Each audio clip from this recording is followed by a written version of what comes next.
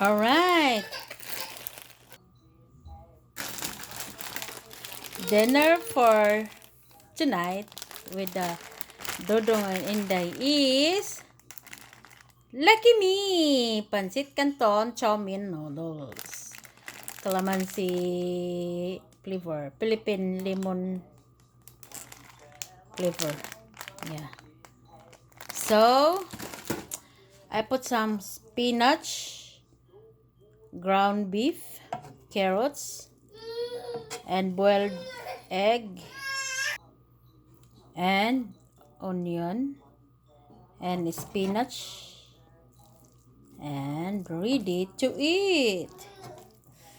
Yeah, and red bell pepper also anyway. And ready to serve. I miss this so much, guys. Pancit Canton. Gimingaw jud ko karon naglaway na gay ko eh.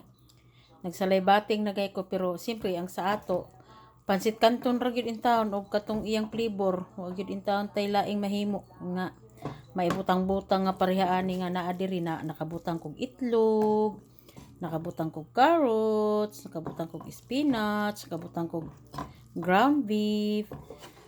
So, daghan-daghan dyan siya nga flavor, guys. Mas nilami pa ni siya nga pancit canton. Ay, naglaway na dyan ko karon guys niya. Sa ato, guys, kay flavor gyud in town niya nga katong murag tuyo o katong mantika nga gamay. Murag gyud in town to kani oh. At di ba nakabutang ko. So, mas lami jud kaayo ang kuan kanang butangan natog mga vegetables kay more on healthy. Kung if you think like pancit canton is junk food, yes, I agree, junk food.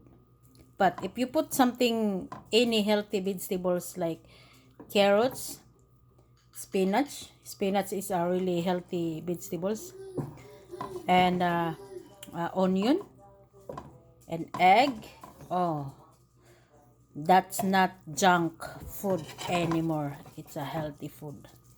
Yes, this is my dinner only. Of course, I'm gonna have partner of this toast bread. Alright. Yay! Pancit Canton! Pancit Canton! Gusto unta ko to ang spicy kaso lang ayaw ng asawa ko nung spicy kaya ito na lang.